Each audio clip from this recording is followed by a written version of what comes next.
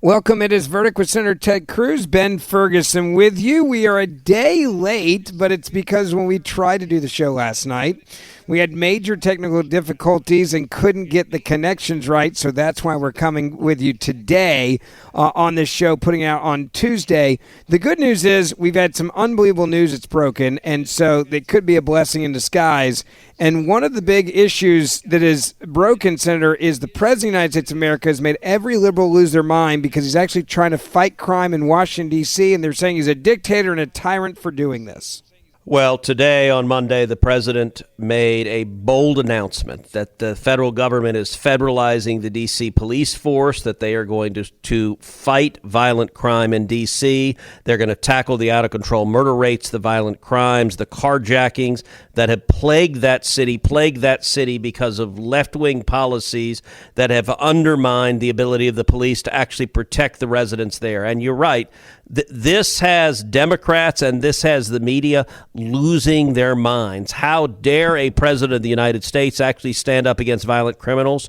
We're going to break that down. We're going to explain to you exactly what he did. We're going to explain to you the legal basis for why he can do so. We're also going to explain why D.C. is different. One of the talking points you're seeing on television right now is, well, he's going to do this in every country, every city in the country. He's just going to take over every city in America, and I don't think that's right. I don't think that's going to happen.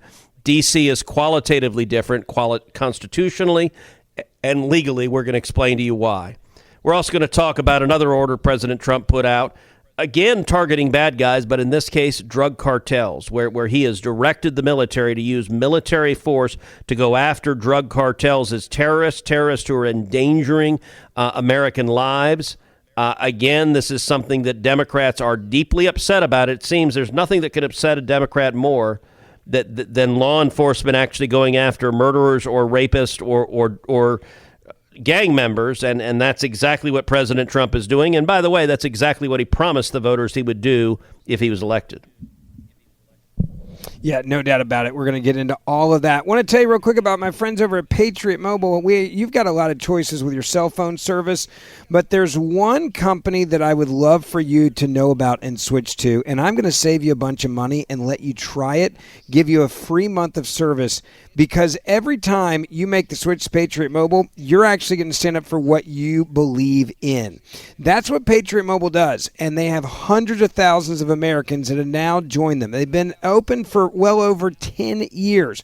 I use them, and you get amazing coverage. One of the number one reasons why people say they don't want to switch is they're worried about coverage. Well, don't worry about that. Patriot Mobile uses all three major U.S. networks, and if you've got service in this country right now where you are, good news is you're going to get that same great coverage or even better with Patriot Mobile. Now, you may say, all right, well, switching is a hassle. It did used to be. That's one of the reasons why people didn't change. Well, now it's so easy. You can literally do it over the phone. You keep your same number you've got now, keep your same phone, or upgrade to a new one. And the 100% U.S.-based team at Patriot Mobile can get you activated literally in minutes from the comfort of your home or your office. And if you're stuck in a contract or owe money on your phones, no worries. Patriot Mobile has a contract buyout program, and that is exactly why I'm saying, what are you waiting on? Now, here's the best part. When you pay your bill, about 5% of your bill every month goes back to support conservative causes. That is putting your money with your values. They stand up for your First, your Second Amendment rights, the rights of unborn children. They stand with our veterans, our first responders, and our wounded warriors. So what are you waiting for? Make the switch and make a difference with every call you make. Now, let me give you that free month of service as well. Go to patriotmobile.com/verdict.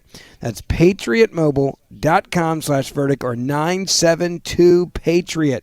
Use the promo code VERDICT. You're going to get a free month of service. Switch today, patriotmobile.com/verdict or 972-PATRIOT. All right, so Senator, you and I are doing this show, and just a half hour ago, I got off of yelling at the commies over at CNN. They're literally unhinged right now, going insane over the fact that Donald Trump's trying to fight crime. That would be all of them. Yes, that would be all of them.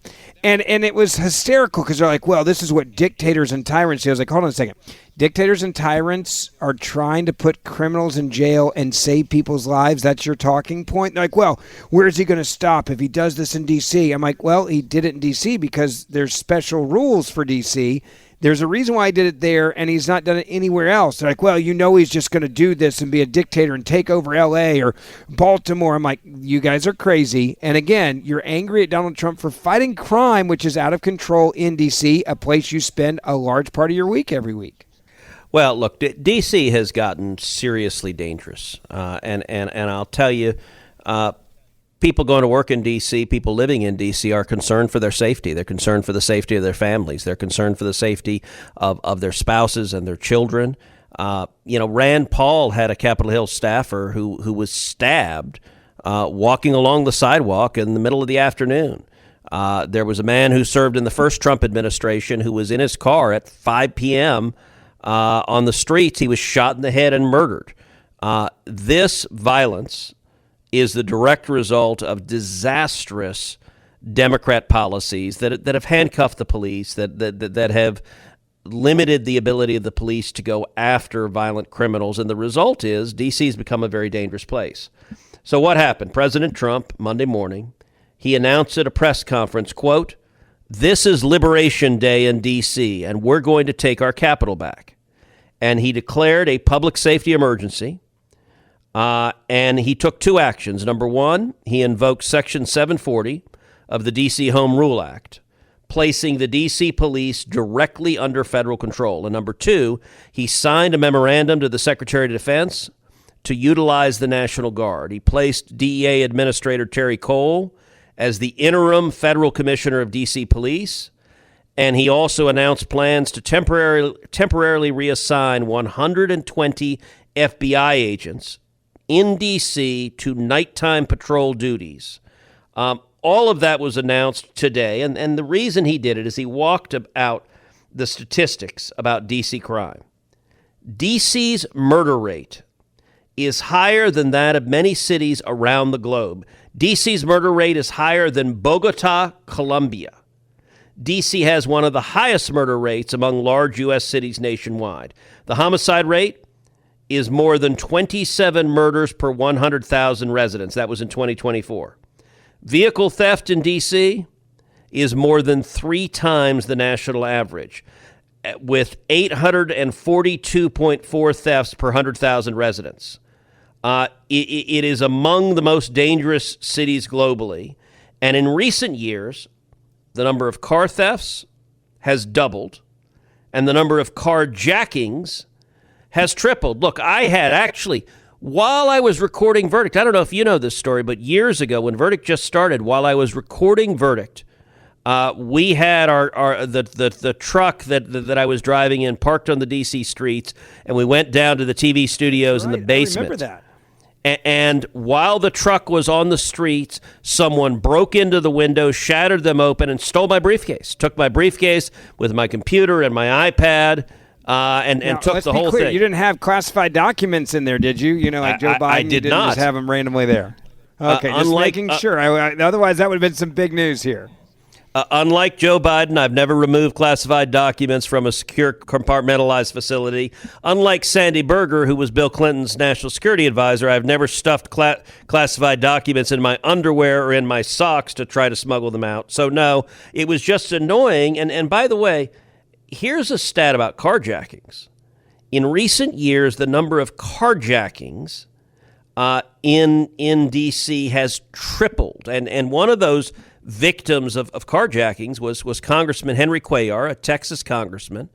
Again, it was evening time. He was just coming home with his dinner, and he was carjacked in front of his apartment, where apparently numerous members of Congress live in this apartment building, and a member of Congress was carjacked. And so President Trump is acting directly, and apparently one of the motivations from this is that a White House staffer named Edward Korostai, he's a Doge staffer, and his nickname is Big Balls. And I will say, by the way, one of the funniest things I've ever seen is because he was working in Doge, it forced Dana Bash and CNN to say the words Big Balls like 19 different times on air, which I have to admit, I couldn't watch the segment without doubling over laughing.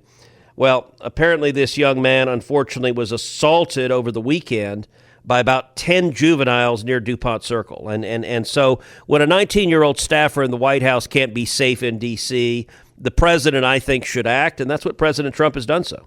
It's amazing how mad they are that he's actually trying to fight crime, and it's actually pretty simple. He's saying it's out of control. The numbers are out of control. The data shows it's out of control. And yes, the numbers have come down this year. Thank goodness. Part of that's because I think law and order and the president advocating for law enforcement all over the country and allowing law enforcement to be empowered to do their job and ICE agents to do their job. But they're actually angry at him because he's doing something that they say is out of his job description. And they're like, this is what dictators and tyrants do. And I go back to that line. I'm like, wait, dictators and tyrants are fighting crime? Like, that's a bad thing? Really?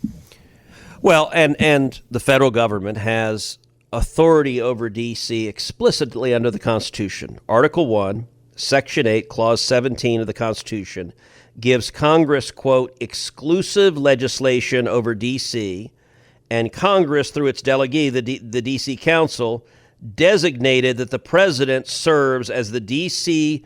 National Guard's commander-in-chief, and that's in D.C. Code Section 49-409, which reads, quote, the president of the United States shall be the commander-in-chief of the militia of the District of Columbia. There's an executive order from 1969 that delegates the day-to-day authority over the D.C. Guard from the president to the Secretary of Defense, who further delegates it to the Secretary of the Army. So there's explicit authority to authorize the National Guard. And also, Congress in 1973 passed a law called the Home Rule Act. And what the Home Rule Act does is it gives the president explicitly the power to take control of the D.C. police, quote, whenever he determines that special conditions of an emergency nature exist which require the use of the Metropolitan Police Force for federal purposes. And that statute, the Home Rule Act, further says the mayor shall provide, shall, not may, shall provide the police, quote, as the president may deem necessary and appropriate, not as the mayor deems, not as the city council deems, as the president may deem. And the authority is limited to 48 hours unless the president sends notice to the congressional committees on D.C. justifying the action, at which point the authority is limited to 30 days. Trump has said he sent that notice this morning. This section's never been invoked before, but it is explicit, unequivocal statutory authority to do what he did. And the fact that Democrats in the media are losing their mind is they don't like the fact that he's exercising clear legal authority, and clear legal authority that he's using precisely because the D.C. mayor and the D.C. city council have refused to do their jobs. It's amazing that they refuse to do their job. And even now, the police union coming out, this is part of that story I think is really important so people understand reality compared to how the media is covering this.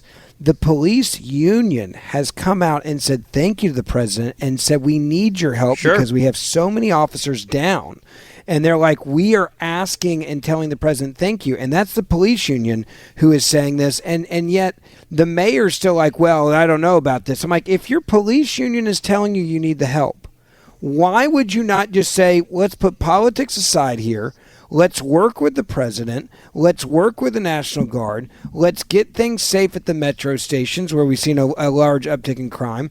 Let me tell you where I could use this National Guard, where you could put it, and do this in a bipartisan way. But again, it goes back to this Trump derangement syndrome that white orange man is always bad, even if he's fighting crime. Yeah, but it's not just that. It's that today's Democrat Party can't stand the police. It used to be, there was a time when police unions, many of them were Democrats. I will tell you, as I travel the country, everywhere I go, and especially blue cities, when I arrive in a city like New York and a city like Chicago, when I get off the plane in Chicago, I'm often greeted by 4, 5, 6, 8 police officers, uniformed cops who will come up to me and they just say thank you. They'll give me their patches and they feel so beleaguered. And I tell them, this is something I try to make a point, and you've traveled with me, Ben. You've seen this. When I see a police officer, I'm in Dallas today. When I landed in Dallas Love Field, There were several officers there. I shook the hands of every officer there, said thank you for what you're doing, thank you for fighting to defend us. And I'll tell you what I tell the officers in Chicago and everywhere else, which is it's my job to have your back. And why has D.C. undermined the police so systematically? Because the Democrat Party has been taken over by the nut jobs. It's been taken over by the abolish the police crazies, the defund the police crazies. D.C. has in place no cash bail policy so that people commit violent crimes and get released on no cash bail. That is madness. And one of the things President Trump asked Congress to do is abolish D.C.'s no cash bail. I would certainly vote to do so. I think that's absolutely the right thing to do. I will tell you, I think the odds are very, very high that Senate Democrats will filibuster any effort to get rid of no cash bail in D.C. because the Democrats today are the party of criminals. They are, and look, when I say that, Ben, that sounds hyperbolic. That sounds, oh, come on, how can they really be the party of criminals? Well, they're the ones that tell you they are. They're the ones that their dismay is how dare the president be committed to arresting murderers and rapists and gang members. And I want to be clear about something. D.C. is qualitatively different. So there's a statute, a longstanding statute, called Posse Comitatus. Posse Comitatus bars the use of the U.S. military for civilian law enforcement, except when authorized by the Constitution or another provision of federal law. And so if the president were to do this in New York City or Chicago, there would certainly be a challenge under Posse Comitatus that using the military for law enforcement violates that. Importantly, however, the Department of Justice in 1989, the Office of Legal Counsel issued an opinion that found that President George Herbert Walker Bush could use the D.C. Guard to carry out law enforcement missions in D.C. as part of the so-called war on drugs. And so you've got a Department of Justice opinion, long-standing from decades ago, that says D.C. is different because it's not a state. It is a federal enclave. The federal government has blanket authority over D.C. And so this is an instance where the president is acting pursuant to his authority, and I expect that his actions are going to prove highly effective, which I got to tell you, Ben, I think that scares Democrats even more. Well, and that brings me to the second part of this, which is you look at how big of a success this could be pretty quickly. And if it is a success, it's just going to expose so many other sanctuary city leaders, the Gavin Newsoms, the LA mayor, the Baltimore mayor, Chicago mayor, the Memphis mayor, the Detroit mayor, the New Orleans mayor, all of these top crime cities for exactly what they've done. It's the policies. You look at just DC and how soft they've been on crime with juveniles, and juvenile crime exploded in DC during COVID and after COVID because they refused to hold juveniles accountable for their actions. We've seen this happen in a lot of other places around the country. So if this turns into a major success for the president and people feel safe in DC, how big of a political victory for law and order? I'm not talking about Republican or Democrat. I'm talking about for law and order. Could this be and precedent moving forward? The president say, hey, I'm willing to help you. You just got to ask for the help because we can do what we just did in Washington, D.C. Yeah, look, that's exactly right. And I think the obvious analog is border security. We spent 4 years under Joe Biden and the Democrats with the Democrats saying they were helpless to secure the border. It was impossible to do. I was there a year ago at the State of the Union address when Joe Biden said he needed new legislation. The only way to secure the border is if Congress passed new legislation. Now, I was there this year when Trump gave his State of the Union address, and it was after border crossings, with Trump being sworn into office, had dropped more than 99%. And Trump, my favorite line from his whole State of the Union address, is he said, it turns out we didn't need new legislation. We just needed a new president. Well, the same thing is true here. Look, President Trump has demonstrated conclusively the border can be secured, and it could have been secured 4 years ago, except Joe Biden and the Democrats wanted open borders because they saw a political benefit. if we see the kind of successes that I know President Trump hopes we'll see, that I think we are likely to see, it will demonstrate, not just every resident of D.C., but every resident of every other high crime city in the country, wait a second. This can be stopped. My family can be protected.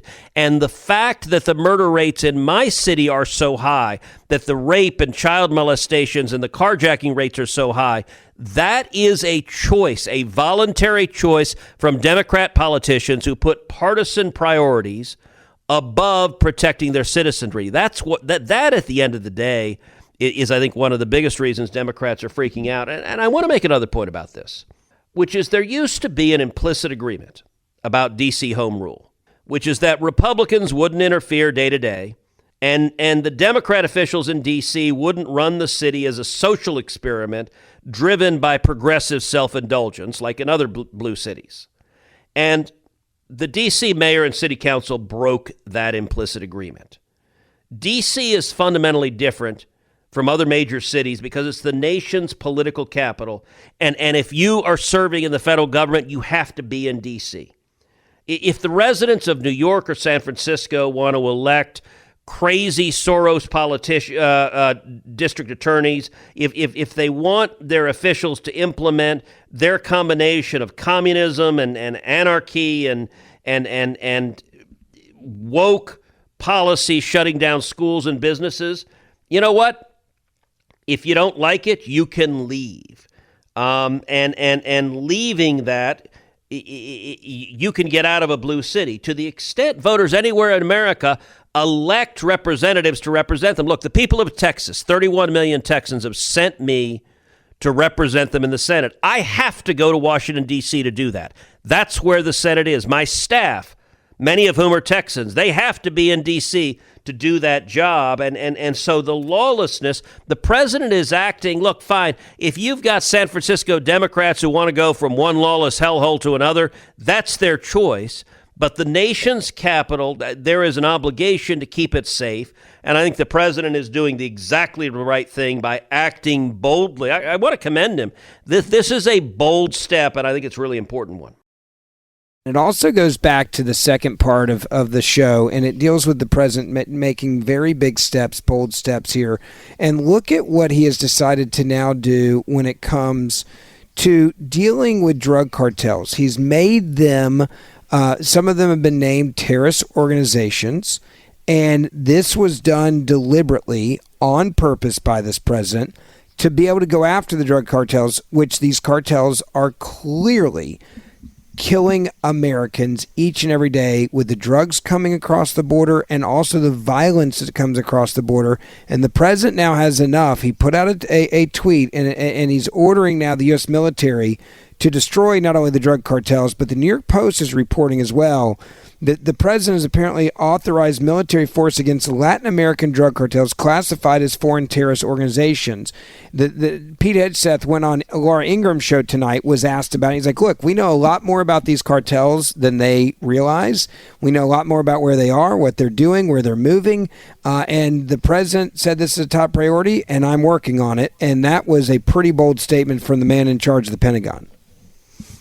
Absolutely, yes. Here's what the New York Post reported, quote, President Trump has secretly authorized the military to use force against Latin American drug cartels classified as foreign terrorist organizations.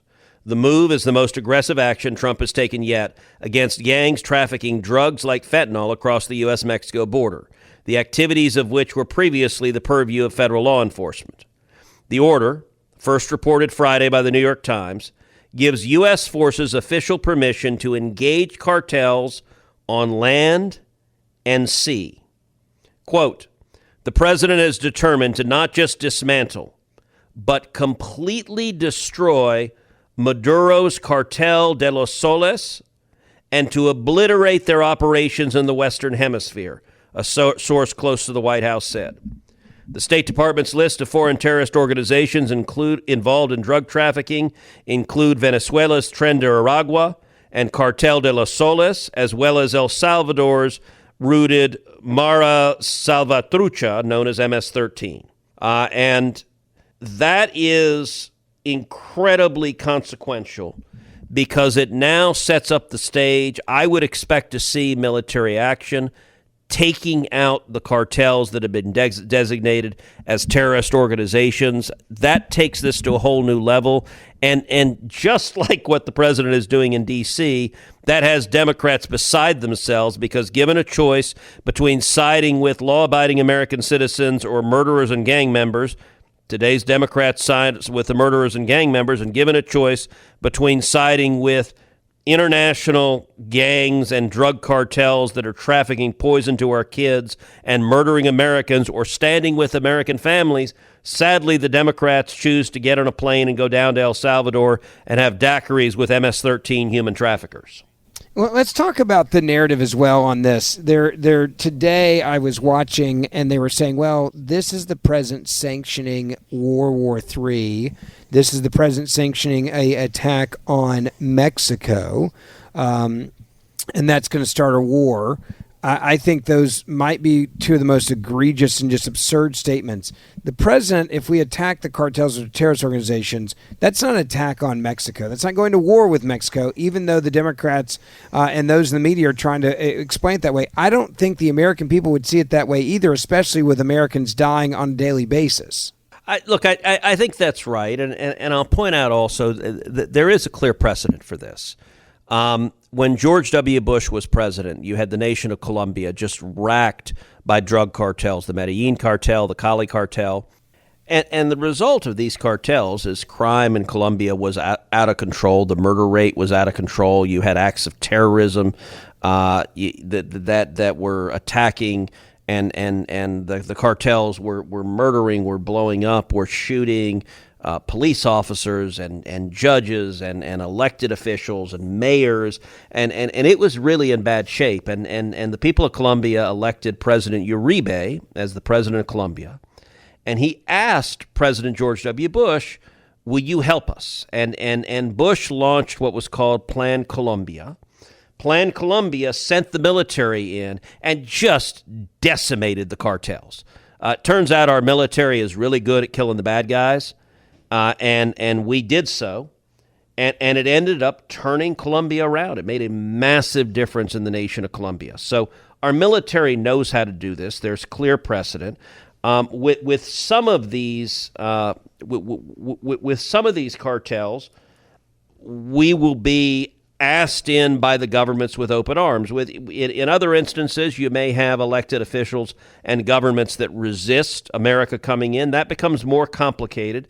The United States has acted against terrorists in foreign nations even when the sovereign government is less than thrilled about that. But it's more complicated if the government is asking us not to. But it is nonetheless how exactly the Trump administration navigates that will be an open question over the next 3 years. But I got to tell you this, if you're a Mexican drug lord, if you're a drug lord anywhere, but particularly in one of these gangs that has been designated a terrorist organization by the president, I would sleep with one eye open, because, a Predator drone is really good at making things go boom in the night. And I think the terrorists and the drug cartels are all sleeping a lot less comfortable right now.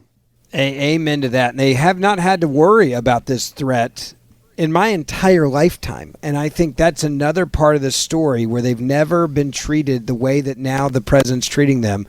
And the American people are clearly behind this. This is two major examples of the president promising law and order and national security and safety, and he's definitely backing it up. Don't forget, we do the show Monday, Wednesday, and Friday, so hit that subscribe or auto-download button.